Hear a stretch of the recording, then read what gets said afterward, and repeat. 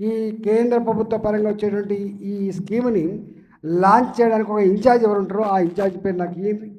ఆయనతో ఒక మీటింగ్ ఏర్పాటు చేస్తాం, పెట్టి ఏమేమి సమస్యలు లేవు మీరు ఒక టీం కనుక వస్తా అంటే, ఒకటి రాష్ట్ర ప్రభుత్వం లెవెల్లో మంత్రి గారిని మొన్ననే చెప్పిన, ఇది ఎవరి కింద ఉందో నాకు తెలియదు కానీ మంత్రి ఎవరు ముఖ్యమంత్రి కింద ఉందా,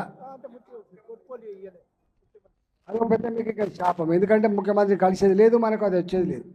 జనరల్గా వాళ్లకు ముఖ్యమంత్రికి చాలా ఒత్తిడి ఉంటుంది కాబట్టి ఇట్లాంటివన్నీ చిన్న చిన్న కనబడుతుంటాయి వాళ్ళు, ఇవి వాళ్ళకు ఉపయోగపడేవి కాదు. కాబట్టి నేనేమంటున్నా అంటే, ఇక ఆయన మంత్రి అయితే మాకు దొరకడు.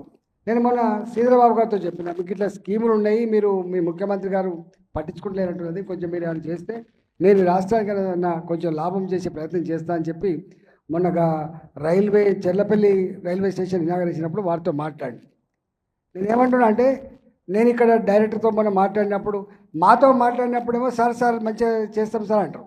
మళ్ళీ మీరు వరకు నేను అధికారులు ఎట్లా ఉంటారో నాకు తెలుసు. మంత్రులు ఇనిషియేట్ తీసుకొని దబాయిస్తే తప్ప, మంత్రులు చేస్తే తప్ప ఇది కావు. వాస్తవంగా డ్రైవ్ చేసేది కూడా అట్లా అవుతుంది. కానీ మనకేమో ఇది లేదు. కాబట్టి నేను ఒకటే, ఇవాళ 25 లక్షల స్కీమ్ మీకు సబ్సిడీ వచ్చి మళ్ళీ సెకండ్ ఇన్స్టాల్మెంట్ ఎక్కడైతే ఆగిపోయిందో మీరు కూలంకుషంగా నాకు మొన్న ఇచ్చిండ్రు, దాన్ని మళ్ళొకసారి ఉంటుంది. మీరు ఇస్తే ఇక్కడ ఒక మీటింగ్ పెట్టామంటే పెట్టిస్తా. కేంద్రంలో కూడా ఒక 2-3 వస్తే నేను మీటింగ్ పెట్టించి ఏర్పాటు చేయమని చేస్తా.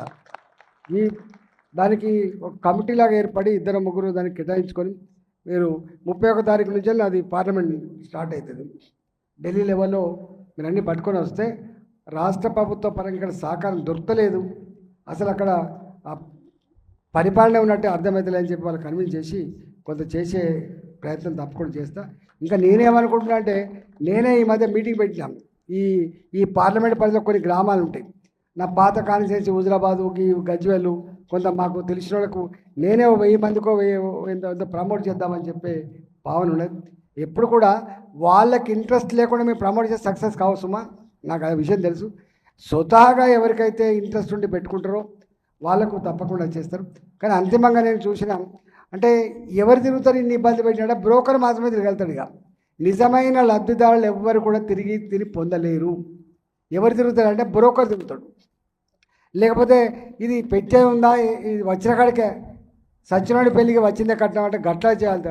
అంటే నిజమైన లబ్ధిదారుడు, ఇంట్రెస్ట్ ఉన్నవాళ్ళు, 10 మందికి ఆదర్శంగా ఉండేవాళ్ళు, దాని ఫలితం రాబట్టే వాళ్ళు ఎవరైతారో వాళ్ళు గగనం గిట్టే ఉంటుంది. నేను గవర్నమెంట్ స్కీమ్లో ఉండేటువంటి రుగ్మత. కాబట్టి అట్లీస్ట్ నేనున్నా కాబట్టి గా కల్చర్ గా బాధ మళ్ళీ లేకుండా ఉంటుంది. దానికోసం తప్పకుండా నేను నాకున్న పరిచయాన్ని మీకు ఉపయోగపడ్డట్టు చేస్తా అని చెప్పి మీకు హామీ ఇస్తూ, ఇవాళ మీ బాధతో నేను ఏకీభవిస్తూ త్వరలోనే ఈ సమస్యకు ఒక పరిష్కారం ఇస్తాననేటువంటి నమ్మకాన్ని వ్యక్తం చేస్తూ సెలవు తీసుకుంటూ నమస్కారం.